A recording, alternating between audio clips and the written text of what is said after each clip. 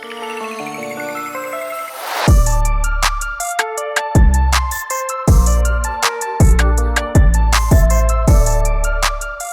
guys, welcome to episode 4 of the 0 Degrees podcast. I'm here with OU and Jordan. What's up, guys? How you guys doing? Today we have a pretty packed show. What we want to talk about today is we want to dive into algorithms, the benefits of taking vacation, and a whole lot more. So before we jump in, how are you guys doing? I'm doing pretty good, man. I'm not going to complain. A little tired from the work day, but we're here. We are. I'm in the same boat. I'm looking forward to this heat dying down and the fall coming in so I can work in my office and it doesn't feel like a sauna. Yeah, definitely. Cool, so let's jump into it. I know we were kind of talking right before we jumped on, so let's jump into what you read today about TikTok and the things that are going on over there. Yeah, it's kind of crazy, and I was looking to find the article before this, but I couldn't find it, but I'm certain I saw it, and basically it was an article that was describing how TikTok's algorithm is so powerful, and they're so confident in it. They were spending $100 million a month acquiring users. Actively or in the past? I'm not sure if it, again, I have to double check, and that number is so big, it seems hard to really even just fathom what's happening there. But if you think about something like Facebook, right, which is worth over 100 billion, what is spending 100 million a month on acquisition? In a year, you wouldn't even spend 1/100th of your value acquiring the thing that makes you valuable. Yeah. And so when you look at it from that perspective, I think it opens up a lot of possibilities, and that number suddenly doesn't seem so big. But I think what that article is really bringing forward, and I think kind of why it's so interesting, is because it shows you the incredible value of algorithms. At the end of the day, companies like Facebook, Google, some of the most valuable companies in the world, they don't sell anything, literally nothing, right? But they're worth so much money because of their algorithm.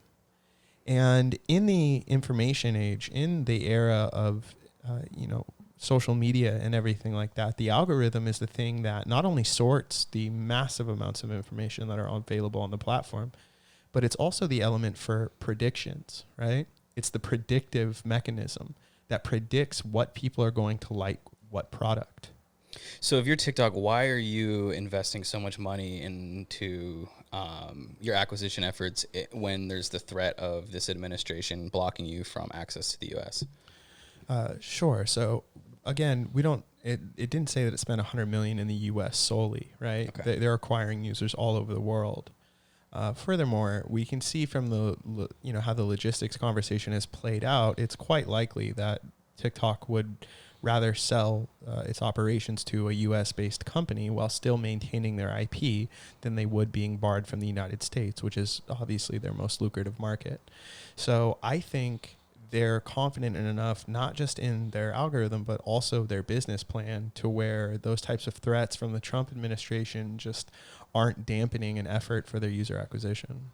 Yeah, and as a recording, I think they're still active, right? You can download TikTok and everything's okay? I'm not sure. I haven't checked out the Apple Store or the Play Store. Yeah, I would be curious to see that. I mean, we could just check right now. Yeah. Tay, can you check that really quick? Is TikTok still available in the App Store?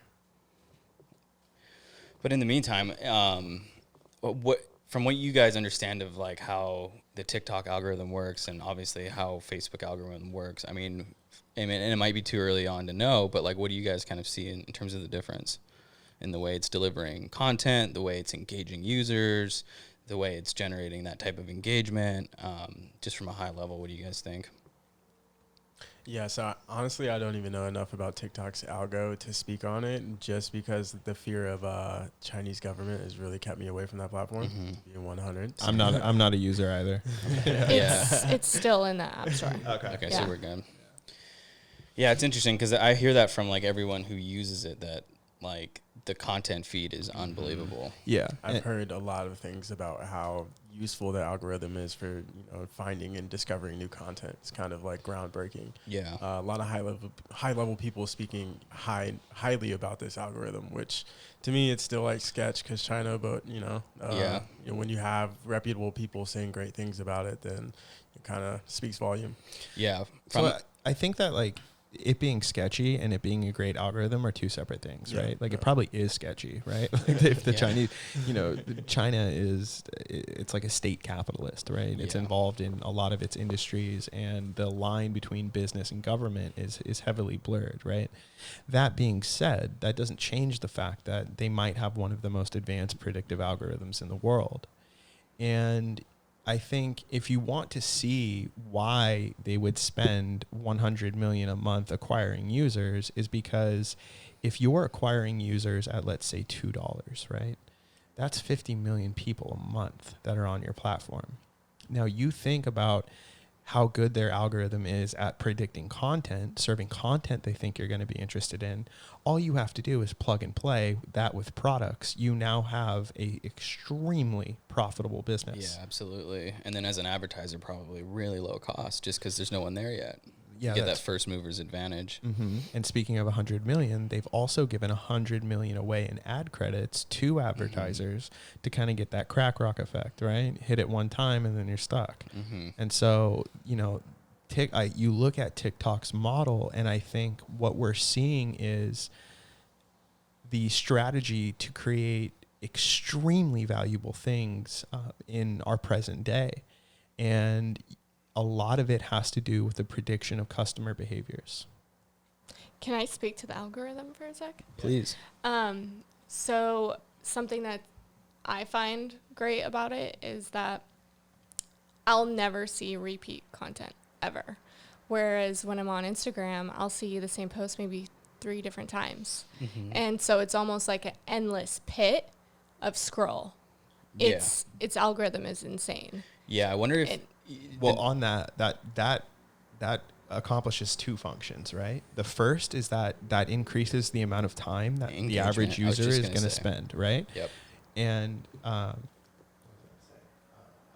the second thing is that increases revisitation, right? The amount of times you're going to visit the platform per day, because that unlike seeing the 5 same memes on Instagram that are at the top of your feed, because based off engagement, you're going to see new content every time. And so that gets into your subconscious, which eventually affects which app you tap. And ultimately, that's what tech companies are competing for. Right. That engagement at the home screen level, just getting what's going to give you the quickest dopamine rush, essentially going back to that movie or documentary about the social dilemma. What's going to quickly get you that dopamine rush? And if every time you're going to TikTok, it's going to be a new one. I mean, it's pretty simple there to kind of connect the dots. I would love to see revisitation rates with massive. TikTok versus Facebook. Yeah. Yeah. And then time spent on platform too would be interesting to see.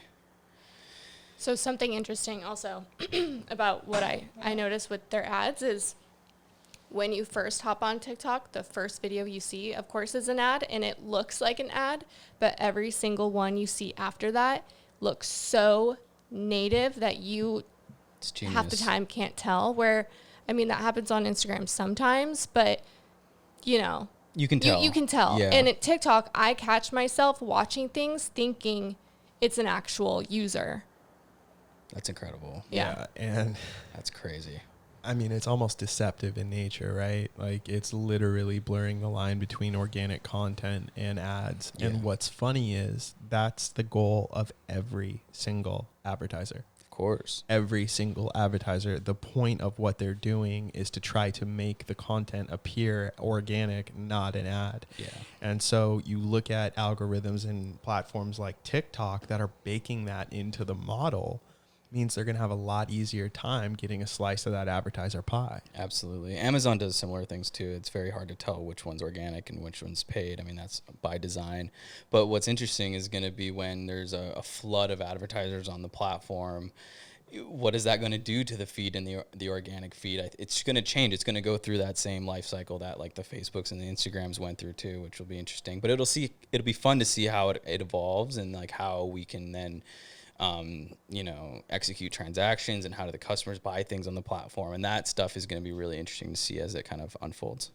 100%. And I think to that point, what's most interesting to see about TikTok is how they plan to acquire a user base with purchasing power. Yeah.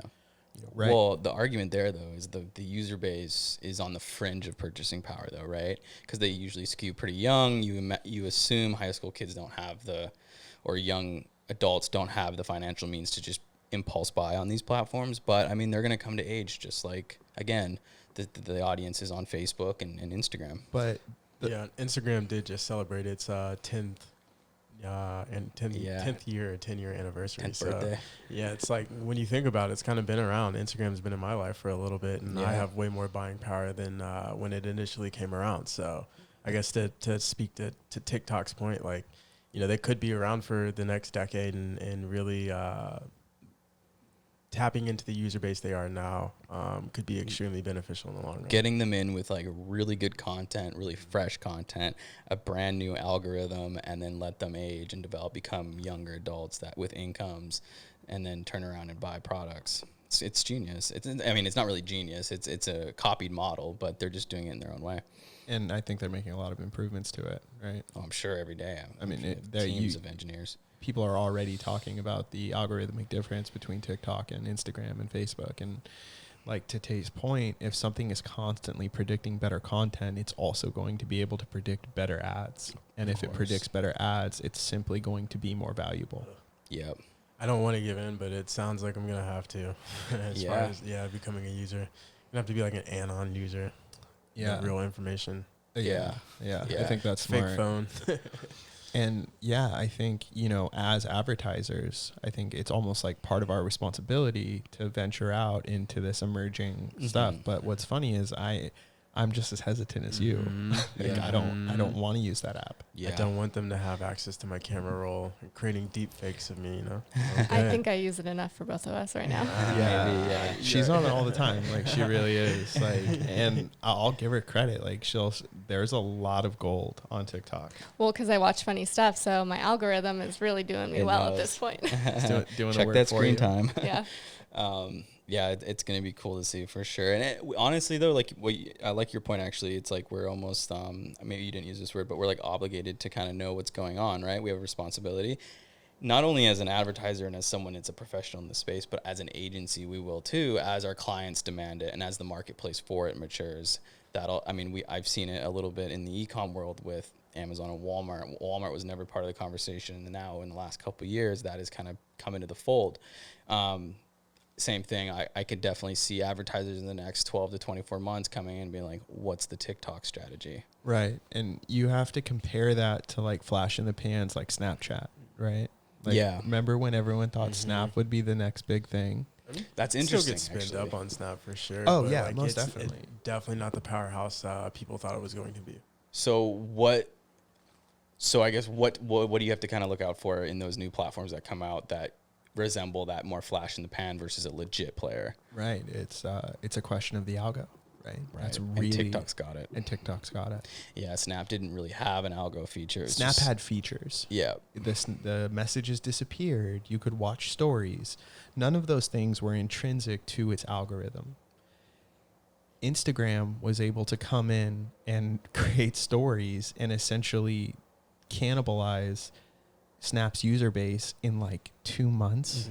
It's very quick. It was just too easy. Yeah, but Instagram's doing the same thing with TikTok. They're taking Reels. I mean, that's essentially the same algorithm. Thing. That's right. Exactly. Reels hasn't really taken off. Reels has not taken off. You look at stories, and before you knew it, users were posting on their stories more than they were posting on their feed. That was instantaneous. It was almost overnight. That's exactly right. And to OU's point, Reels, that it didn't pop like that. It did not pop like that. IGTV flopped too. You think so? I love IGTV, in my actually. opinion. I actually really like IGTV because I like the fact that it previews what the content is. If I'm interested and want to continue, just one tap, I'm in, and it's full-length content. I don't know. I don't feel like people intentionally go to IGTV. They like Come stumble across upon it. Exactly. And again, we're talking features on the platform. Right. We're not talking about the algorithmic properties that are the center driver for why people visit and come back. But each feature almost has an element or has a version of its algorithm that plays into the bigger one. Okay, let me phrase it like this. It would be easy for TikTok to make TikTok TV. Right. It would not be easy for Instagram to replicate TikTok's algorithm. For sure. That makes sense. And so that's what I mean by those features, right? Like Snap, the algorithm was not that exciting. There was really almost no algorithmic feature at all. You only got content. Yeah, for the longest time, you couldn't even have like that social media app, like Explorer experience. Yeah, there was no Snapchat. Discover Yeah, feature, exactly. anything. Mm-hmm. Yeah. So do we live in the world? So let's fast forward 10 years from today. Do we live in a world where Instagram and TikTok live in not harmony, but together, and there's users on both, or does one actually kind of take the top spot as the main platform? Game of acquisition. Yeah. Yeah. But Somebody might Instagram's get got the acquisition already, so it's like you can't really. Can you measure it that way? I don't know. No, I mean by like who's gonna acquire who first. You know, who's gonna put up the pony up the big dollars to acquire the other. You see it happen with like cell phone companies all the time. There's like 3 of them left now. Like T-Mobile and Sprint was that the last one that merged. It's like all these big guys are just. So why that happens? But with that logic, then what you're saying is Facebook, Instagram will then. I mean, they've already done it, and they've got the capital. They've done it before. TikTok could become. They've got the user base. The evil rulers. We you never Sure. know. It's very real. They have the youngest demo. They have the most rabid fans. They have the fastest growing platform. Now, granted, their user base isn't anywhere near the size of Insta or Facebook. They sold out a Donald Trump event. I saw something where like they got all these kids to register for a Donald Trump rally, and like obviously none of them showed up for the rally, and they had a bunch of empty seats. It was actually just a few months ago. Yeah. But I thought what was interesting about that was the power of TikTok among young children to do that. Like that demo just literally trolled the presidential campaign in a way. Yeah, and this is the first time we're seeing a platform that is that has a user base that's this young off the bat. If you remember Facebook, it was so guys could get laid in college. Right? It was so you could see somebody's relationship status in college. Those people are very close to purchasing power if they're not in the position to purchase, right? You look at TikTok and it's like 13 to 15 is the highest demo. That purchasing power doesn't realize for half a decade. Yeah, for most of them. And so I think what we're seeing here is TikTok actually taking a different approach than the Facebook, Instagrams. And that would indicate to me that they don't have intentions to sell. Mm-hmm. They're playing the long game. Exactly. Who's like if Facebook sold, right? No matter how much they sold for, they would have lost money. They're worth hundreds of billions. Tay, can you look up the valuation of Facebook? I want to say it's like 162. No, it's more than that. It's a game of influence then. While you do that, let me fix my mic. It's like starting to take a nap. That's over what here. like makes me concerned about like the reason for them wanting power, because all that influence, you know. Right, but is it to say that they have a Is it political influence? Yeah, I mean that's what I mean. Is it that to what s- you mean by World influence? power, yeah, baby. World power. Return of the dynasty, baby. Come Yeah. on, it's the modern day return. You sound like you're on the team, dude. So basically, you're saying that TikTok is just like a giant Trojan horse for China world domination. Mhm. They want to control it all, baby. Oh, that's awesome. Control the youth, control the world. I mean, if they're gonna do it, it's gonna be through social. Yeah, Right. Exactly, and that's how a lot of countries are taking over other countries. Social dilemma touches on that. Yeah. You know? The That's fall of democracy. Very Yeah. true. Especially in underdeveloped countries. Most definitely. Mhm. And look at the political ad awakening we had to go through. There's no possible way that a country can go through that unless they've gone through it, which means every country is ripe for political manipulation at least one time. Mm-hmm. Okay, Yikes. so this is as of today, 734.82 billion. That's Facebook's valuation. Whoa. Jeez. So and that's what I'm saying. So why would TikTok sell? Who's gonna pay that much? Who's gonna pay nearly $1 trillion for them? No one. No. It's not gonna happen. And so, if you look at it from that perspective, their game is to just acquire users, and then you now look at what they're doing, and their actions line up with that thought. And I think it's very interesting to see a player come out of the box with this strategy, purely based off the faith they have in their algorithm. That's wild. They trust it. They know it. They know what it can do. Do you guys know the history on like how TikTok was funded? Like, how did they get so much money? I mean, I should know this maybe, but do you guys know how they got so much cash? The dynasty, my friend, is trying to return. Hey, man, there's lots of money in that country, bro. Don't be sleep. Forgot my tinfoil. Get that third eye open, dog. Keep that third eye open. Stay woke. Oh, he's like, also, keep these crystals in your pocket to Yeah. keep your energy chakras aligned. But real talk, what is it? A big bank, big corporate, something? What was it? So I'm not sure. It seems like that app popped up like a Out of weed out nowhere. of nowhere and just took over the whole garden. Yeah, And it's somebody competing. they had to finance the the development of the algorithm in the first It's place. got to start somewhere. Somebody Wild. put that money up, man. It's crazy. I mean, you got to wonder if, like, with a company like Facebook, it was a dude in a room, right? That was making the algo. And so- TikTok was definitely not that way. we Well, assume, it's probably in a it could be. boardroom. It But could be it like could 20 be. dudes in a room. That's what I'm saying. That's what I mean. Yeah. but That's a different vibe, though. I feel like growing from 20 dudes in a room that are looking to exit or whatever from the gate versus one dude making a. again, I don't think they're looking to exit. I don't think that's the intention. No, maybe not. Maybe not exit, but make a crap ton of money. For sure, but that's exactly what anyone does. Yeah. That's But exactly that's what not Mark what Zuck did. did. That's exactly Not what at Mark the did. beginning. He didn't think it was going to be a powerhouse like this. A powerful algorithm, yeah. He did. I mean, think so? it was a dating algorithm, really. Yeah. I mean, So why? I thought it was like a hot or not type platform. No, it just said relationship status and Yeah. told you what college you went to. But I think it's really hard to argue that Zuck was not looking for this when you look at like how he cut Edward Severin out of the deal Maybe. and how the reallocation of stock shares cut his, And he was doing that stuff early on. Yeah. Okay. Yeah, that was like when what's his name, the guy from Napster, was like in the company. You know what I mean? So Justin Timberlake. yeah, if you've seen the movie, Yeah. That's literally it. I can't believe I'm forgetting his name. What is his name? Sean Parker. Sean Parker. Thank you. Yeah. So you look at that era and like it's clear that maybe he didn't like I'm going to make this platform and this is going to be $1 billion, but it was like very evident from a very early phase that he wanted to change the world and in doing so make billions. Mm-hmm. Even though he might not admit it publicly, but Of course not. Yeah, it's not going to be on wax. Yeah. Senator, we run ads. exactly. And it's funny that that sentence is the reason a company like Facebook is valuable. Like that's the sole reason Is the algo. is the algo that runs ads. Yep. Yeah. And It makes the world go round in many ways, in many respects. 100. Yeah. Yeah. And back to your point about the cell phone companies, right? And how they all amalgamate into these giant, Conglomerates.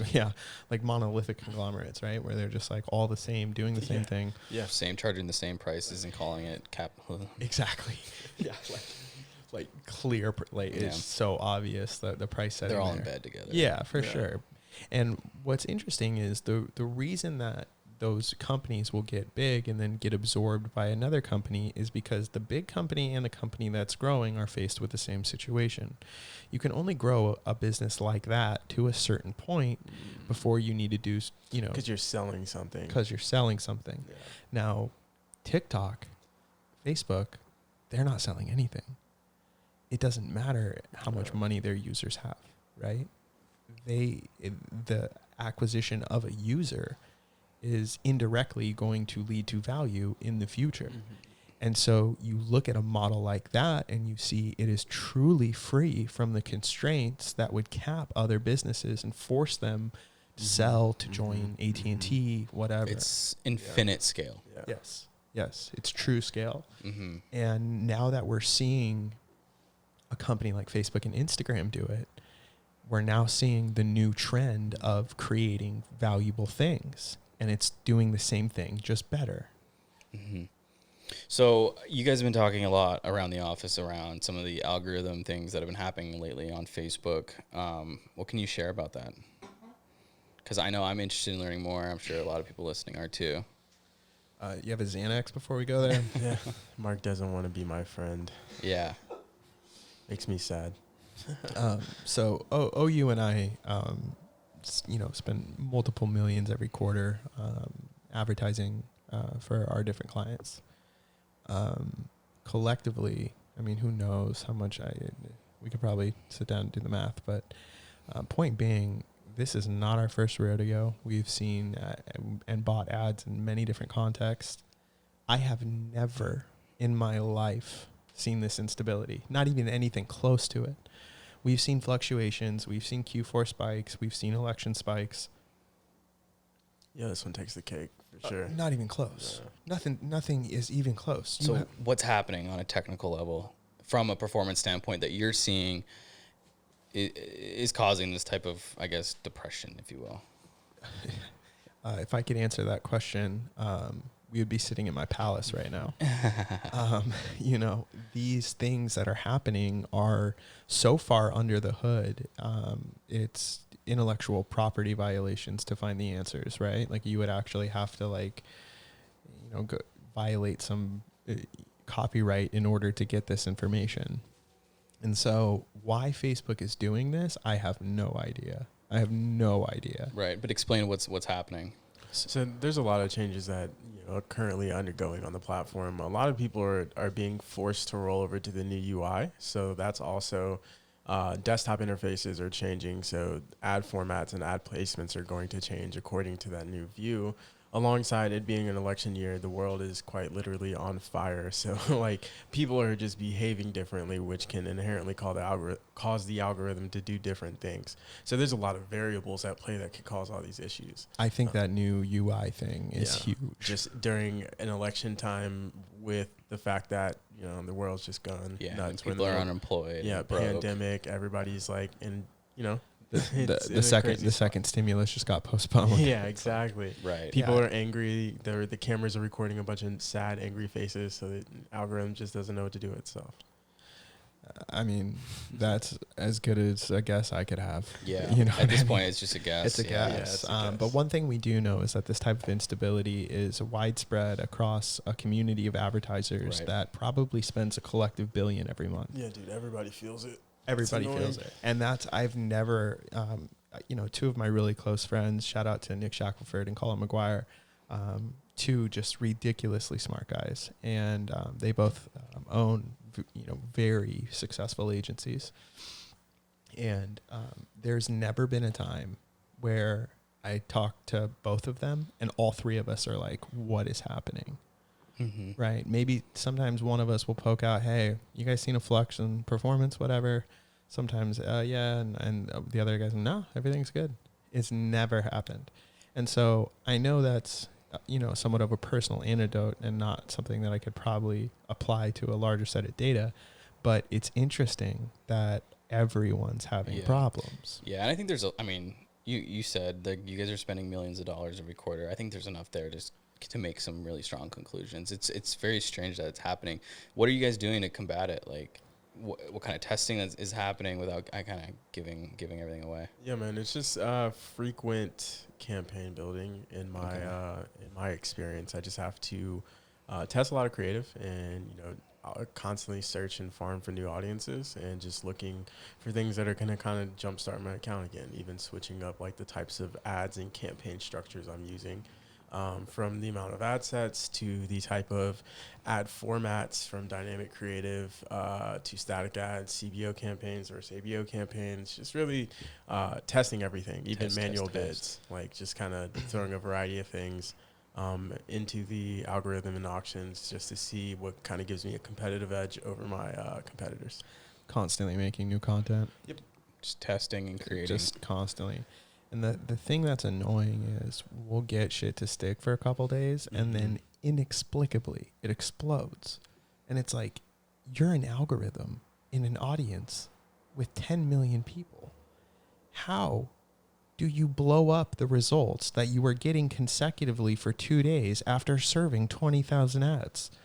It's like you haven't even scratched the surface of this audience. And it just makes me wonder, like, how accurate are those metrics we see in the BM that tell us the audience sizes? Right. And how much is Facebook just trying to get you to pump money into something? And at what point do advertisers get so sick of this bullshit, Facebook's bottom line starts to really be hit? And they jump to TikTok. Because that's what'll happen, right? If costs go, I mean, it's basic math, it's basic business. Like, if it's cheaper over here, go over here. I mean, it's a user thing at the end of the day. If the users are still on the platform, Facebook's not going to care about the advertisers. But they have to, because that's how Facebook makes money. Of its revenue, 98% of the revenue is there. So it's like the only reason Facebook cares about the user so much is because if people use the platform, you can run ads to it. Mm-hmm. The more users you have, the more ads you can show, the more money you make. Right, more ad inventory, essentially. Exactly. Why does Google give so many free products away? Because they're collecting data on users. Mm-hmm. That's it. But it also, like, it forces a refinement of the types of ads on the platform. It's going to force, like, certain advertisers to move away, like we've witnessed this happen throughout the years of online advertising. It's just the platforms develop and they weed out certain types of advertisers through each phase of development, and only certain type of people remain. So that's huge. And I think we can kind of, like, park there for a little bit, because I think that conversation can springboard into so many things, right? Yeah. So I'm not going to say any names, but I saw a guy in one of the groups that we frequent. He literally, like, rage quit Facebook ads in a post. Yeah. He's like, whoa. Yeah, it was the worst, like, you saw personal that? branding error. Like, he just shouldn't have done it. He should have never done that. He got so much backlash. Yeah, for it. and rightfully so. Well, what did he say along the lines? It's like, I've been running ads for all this time and it always worked, and now I can. And Facebook's saying they're banning me, and then they're unbanning me, and they're apologizing, and nothing ever changes, and this is it, and I'm done. And I'm like, oh, all right. Why did you have to make a post on Facebook about it? Yeah, in a massive group. Yeah, you're rage quitting a platform by posting a note on the platform? Jeez.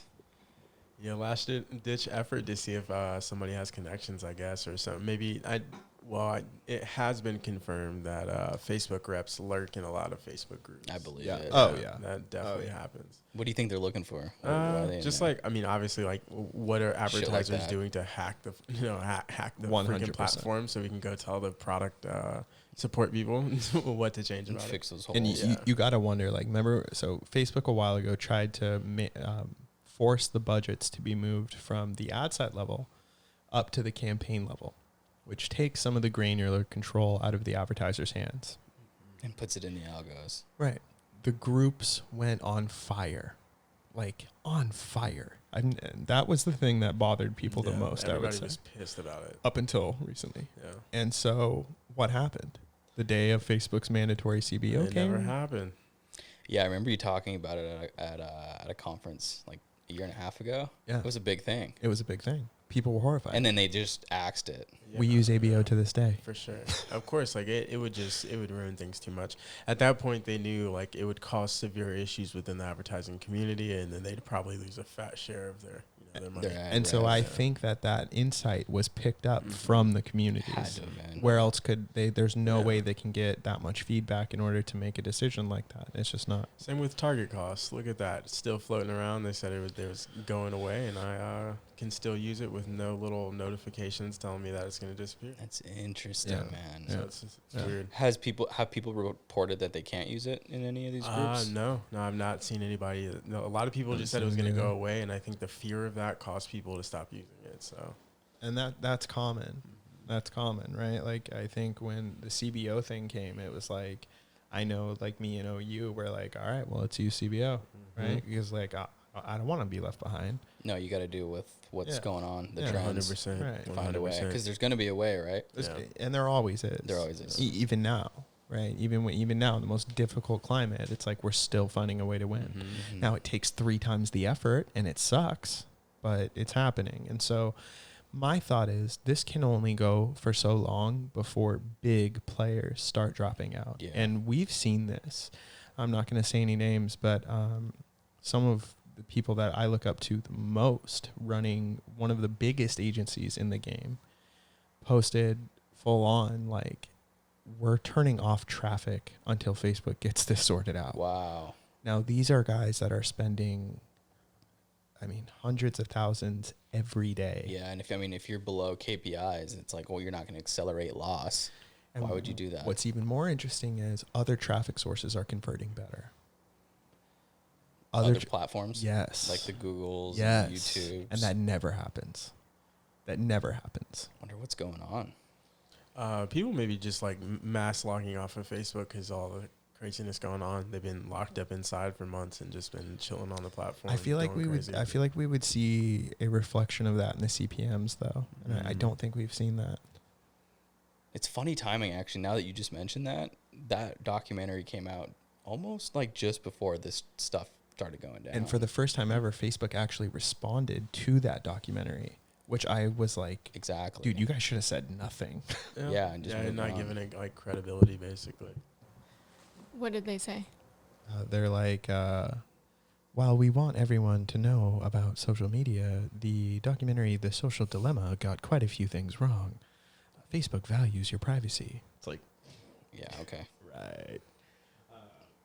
And so they just put a point-by-point refutation of this documentary, and it's like, so a Netflix movie is now putting Facebook on the defensive. I'm sure Facebook has nothing to hide. Right, of course. Yeah, man, with everything going on currently, do you see any fluctuations on Amazon with, like, you know, what's going on politically or just, you know, people's current buying power, given that we've been in COVID lockdown for a few months now? Have you seen any volatility in your campaigns because of, you know, what's going on around us? Yeah, so the brands that I manage that are sort of outside of the space of like consumables, we're seeing a slowdown in volume. And my prediction around that is just the fact that the economy's kind of going to shit. People are being more aware of what they're spending their money on. And two, I think the big one is we've got Prime Day coming up in 5 days, October 13th and 14th. So there's a lot of like hesitation right before everyone comes to this event to save money. And then Q4, the holidays, everyone knows. I mean, people are intelligent. People are smart. They're going to wait for these deals. And so I think with the amount that we're spending, I can't come to any sort of massive conclusions, but it's that's kind of what I'm seeing on that end. But yeah, but believe it or not, the consumables are actually doing better month over month since August. I would say because the transfer of wealth, like people were buying those things in person and now they're just moving online because not as many people are in store shopping. So it's just, if you're in that consumable industry or consumable industries, like you're definitely feeling the benefit of COVID-19. Yeah, and the consumables that I'm speaking of specifically are in the beauty space. And so there's this theory that's in studies that have been done. It's called the lipstick theory. It's that people will buy things that will make them basically feel good is the summary of that theory. Lipstick being, they studied women and their shopping habits during, I think it was post 9/11 is when they did this. During that time of crisis, there was an uptick in sales in the beauty industry. And of course, scientists, researchers did all of these studies around sort of that, what was kind of going on there. And what they concluded was that people sort of have this desire to continue to feel good, and retail therapy, essentially. And that must be at an all-time high, especially going through what a lot of people probably have for the last few months. They just want to feel good about themselves. March and April were some of the biggest months I've ever advertised under for that exact reason. And when those Trump checks hit, it was insane. Best record days, record weeks. Same with us. It was crazy. When we call it Trump change, but when the Trump change dropped, dude, it was like overnight you saw a difference. Yeah, it was crazy. Noticeable spikes. Right. It's interesting. And it's kind of it's really interesting too, because the second stimulus just got Trump just was just like, don't negotiate on it, which in my opinion, like, what a horrible political move on his behalf. It's like, don't say anything. Yeah, totally. Don't. You've got less than 30 days. You're now the reason we're not getting it. Yeah. Right. Like, and as soon as that announcement happened, the Dow dropped 240 points. Right. And how easy is it to stall negotiations? You just keep moving back meetings. I mean, for a guy who wrote The Art of the Deal, I would assume it would be plausible. But let's be honest, Donald Trump is not the most consistent guy out there. Yeah, definitely not. But let's pivot for a second.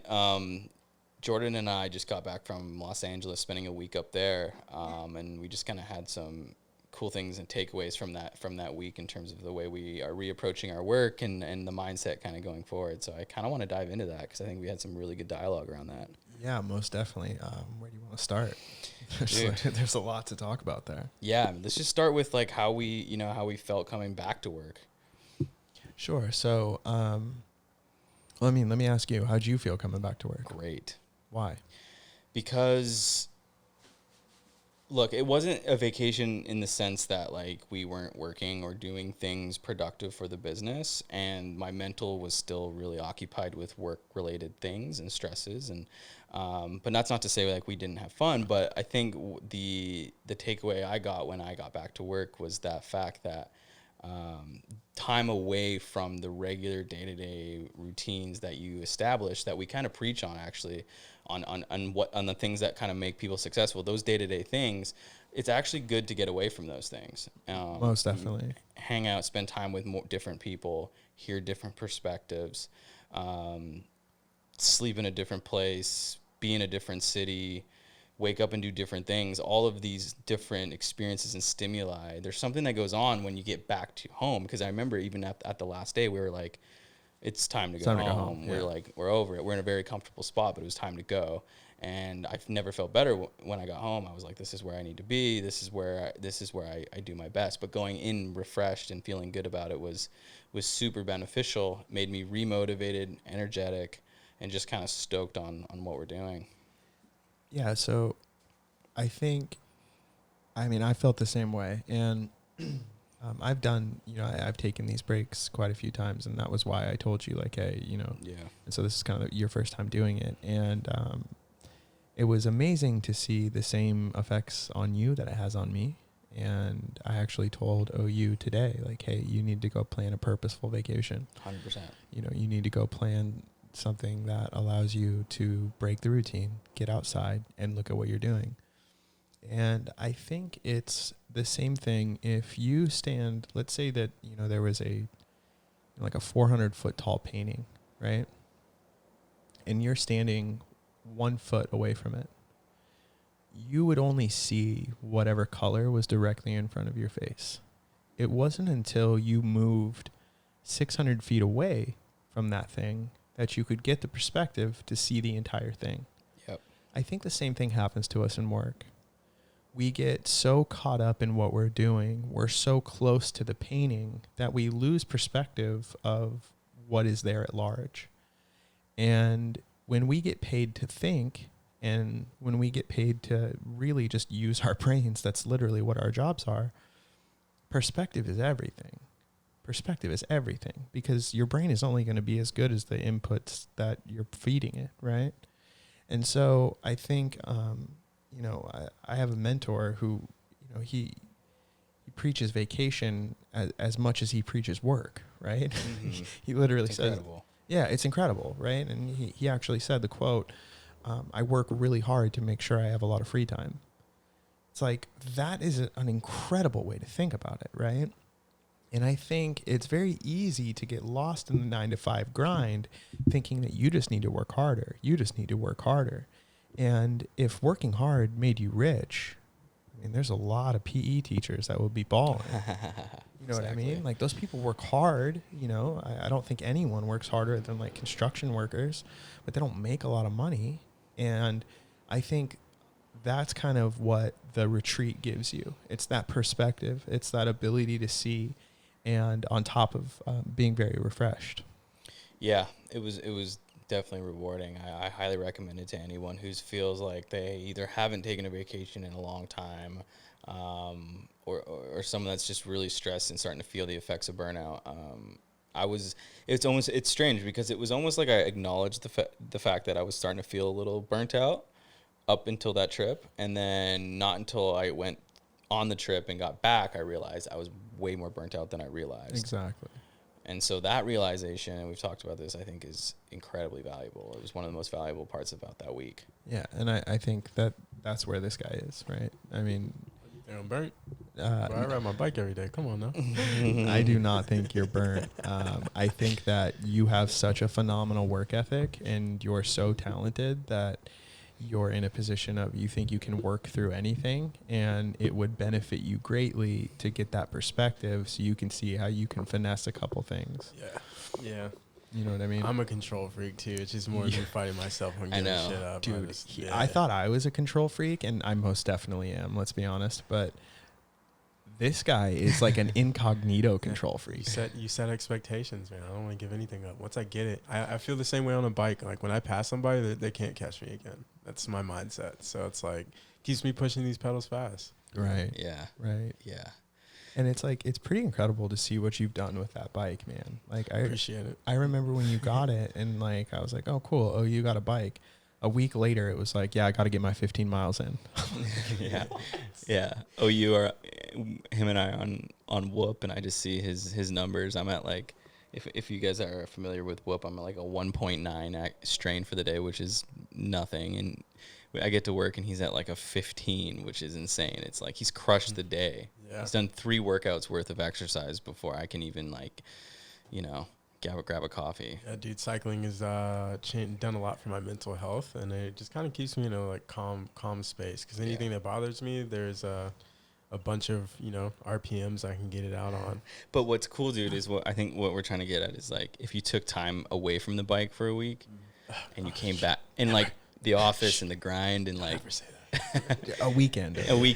Something. It'll just be replaced with like hiking or something. I don't know. Yeah. But that difference will be a big difference. Sure. Yeah. And I think it's like, it's the dangers of comfort, right? Mm-hmm. When you get comfortable, you're used to doing something the same way. Mm-hmm. And when you're in a different environment, you're forced to interact with new things and face new challenges. And that reformatted thinking is what is extremely beneficial when you go back to the environment in which you came from. Well, and it gives your brain a minute to process everything that you're doing. I think that's a huge thing, and I've noticed it on a micro for me personally, is like by the time Thursday and Friday rolls around, by the time we wrap this, the next 2 days for me is it's exhausting because I've been processing, consuming, taking in a lot of information, doing a lot of thinking. By the time the end of the week happens, it's like, okay, now I just need to kind of step away a little bit, process, download, whatever you want to call it, and then come back on Monday or whenever you feel good again and then tackle it. But with the beauty of like taking extended time off is that you have the 2 days to decompress, and then days 3 through 7 or whatever are true processing, thinking, allowing your brain to explore different areas. You're in more of a relaxed state. And dude, that stuff, I mean, we're only 3 days back in, but like it's invaluable. It's huge. We had a great week. Yeah. And I think you start to get diminishing returns once you take if you take vacations more than once a quarter, this effect wears off, right? Because you're just living for the vacation high, and that's the other edge of the sword, right? It's if you overstimulate and live for the vacation, your work is going to suffer because you're never fully in it.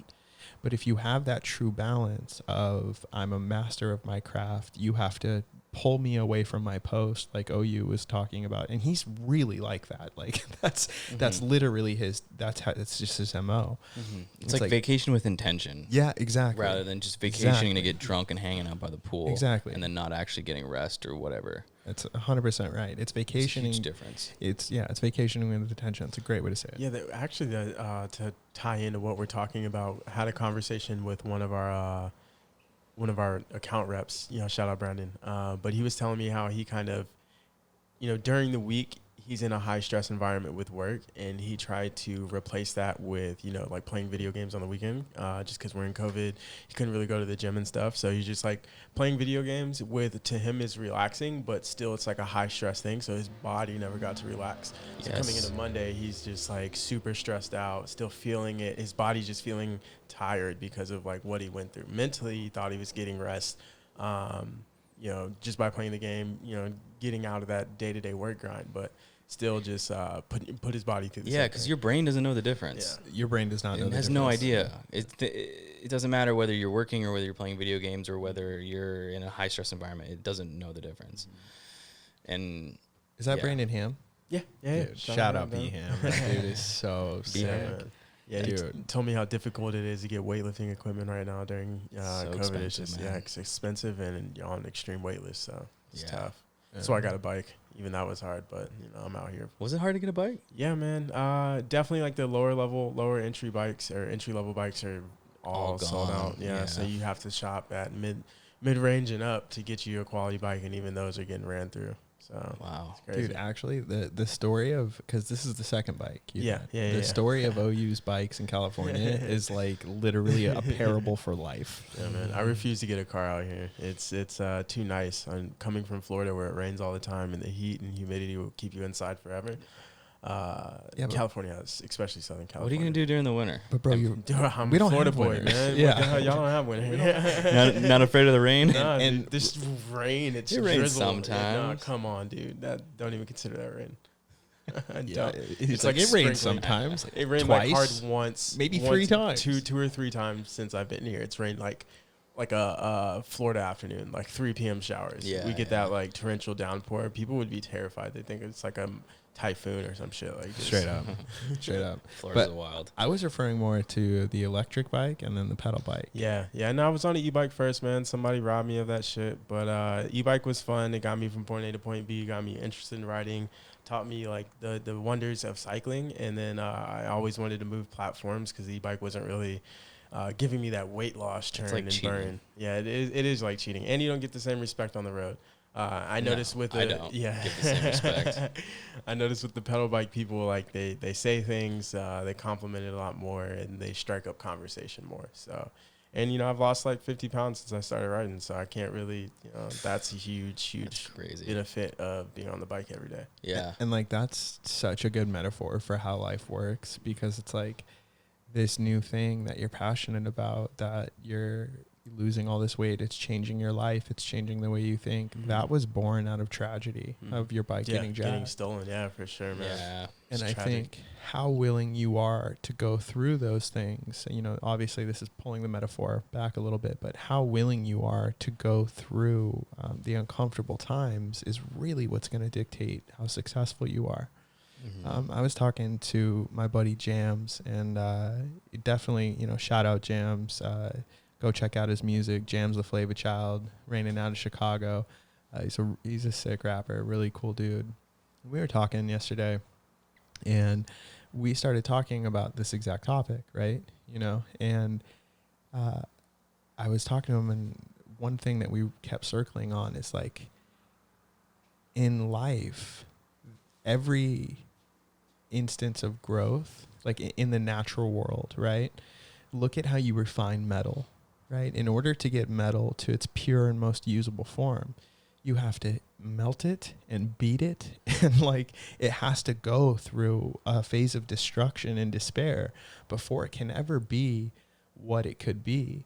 And if the natural world is screaming out these things, it's like, why do we think that we're so different? Why do we think that growth will be painless?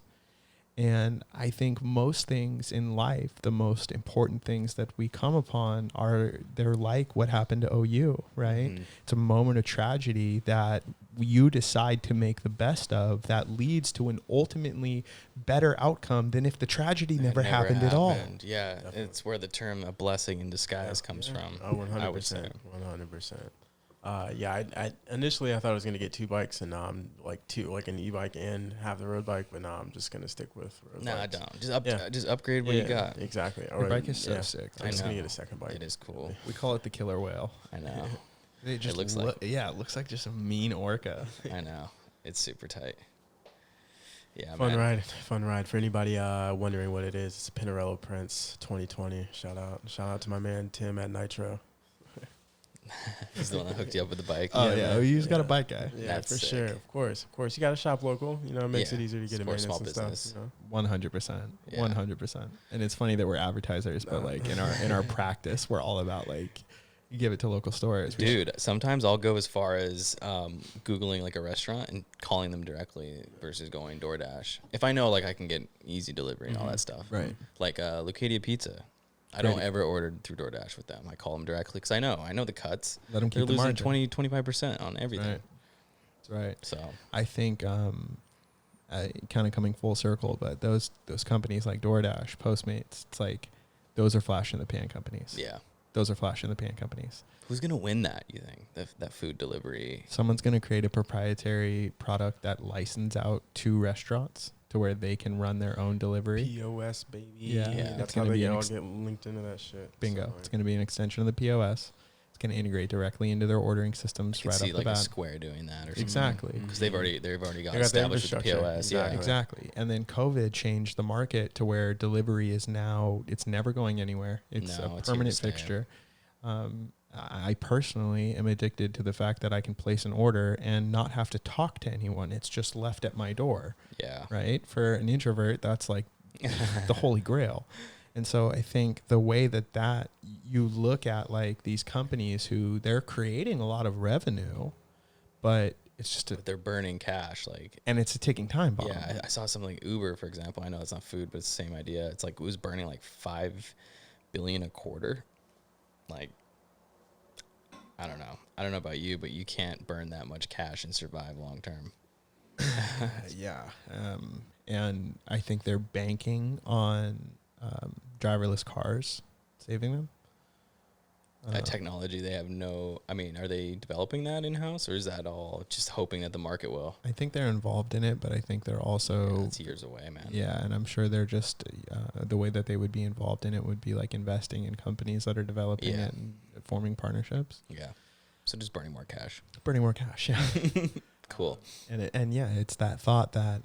But my thing is like, why do I need an Uber if I have a driverless car? Yeah.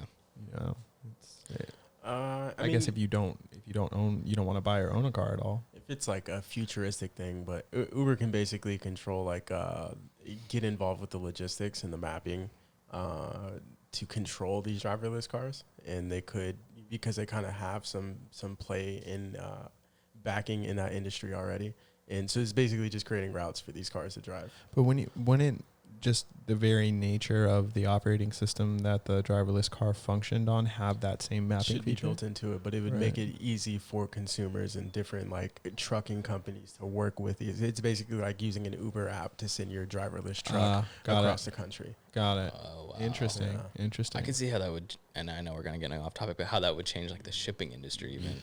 Imagine if you could, as a business, could be like, hey, take this 40-foot semi to New York. Yeah. Boop, boop, boop, boop. And now you have a shipment going into a warehouse automatically. Yeah. That's wild. So it's like they can piggyback off that infrastructure based off of what they already have developed already. So that's their I see, unless they're like actually involved with what's up, Z. Z wants to come Yeah, he in wants so to- bad. So bad. He wants to be part of the combo. Yeah, It's like dude, every episode. every episode. I know. He's the best dog, dude. He's literally just outside like, I love the logistics combo. Let me in. Yeah. I've got commentary. I have value. I promise. Tanner's not here. Oh, yeah. Shout out Tanner. Shout out We miss Tanner. you, Tans. And the empty seat. That's very real. That'd be awesome if Z came in and he's like, I think we need to streamline the delivery of treats.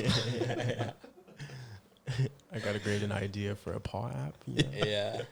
Scans your paw so you know exactly what you want. Right No now, questions asked. if I want a treat, I have to be a good boy. Imagine just pushing a button and the treat comes to me. I could be the baddest of boys and still get treats. If anyone makes it in this far in this podcast, they're just gonna be like, well, "What did they Yeah, take that's the before reward. this?" Hey, look, that's the reward. If you're this far in, you're just as crazy as we are. So welcome. The best True. part Welcome is to the freak that party. this is the first episode you guys like haven't smoked. Yeah. That's So true. this is just you. Yeah, Yeah. this is the first This is episode we just us. haven't smoked, and we're making first-person narrative with tech ideas from my dog. Yeah. It's like that is the most Right. stoner thing ever. Joke's on you, audience. Little do you know. Yeah. So speaking of smoking, something interesting happened with me. As long as I can remember, I have partaken in the burning of the herb, and recently just put it down. And I'm still very pro weed. I think weed is a great thing, and I think that people should use it responsibly as they choose. But for me and myself, I have actually noticed some really big benefits. How do you feel? I feel great. You know, it's not even really the feeling difference, right? It's my job. I have to see the dots in the ether and connect them, right? And I've just noticed since I haven't been smoking, those connections happen faster, more often, and I can rely on my ability to see them more. Anyone who's sat around and waited for a good idea to hit them will know the type of stalled mindset I'm talking about. You know you have to do something. You know you have to get this outcome. You just don't know how to do it. The reality is the solutions are there. It's just a matter of if you have the eyes to see them. The clarity. The clarity. And that's the biggest difference. Yeah. Yeah, I mean, it's good, right? It's got a time and place, like everything should. I feel like, in my opinion, it's no different than if you know, the folks out there that enjoy an alcoholic beverage at the end of the day, or on the weekend, or on vacation with, you know, your vacation with intent. Anything like that, I think it's all, you know, within moderation. Of course, I'm not saying that you shouldn't smoke weed. Right. I'll go ahead and say the opposite. Light up. Yeah.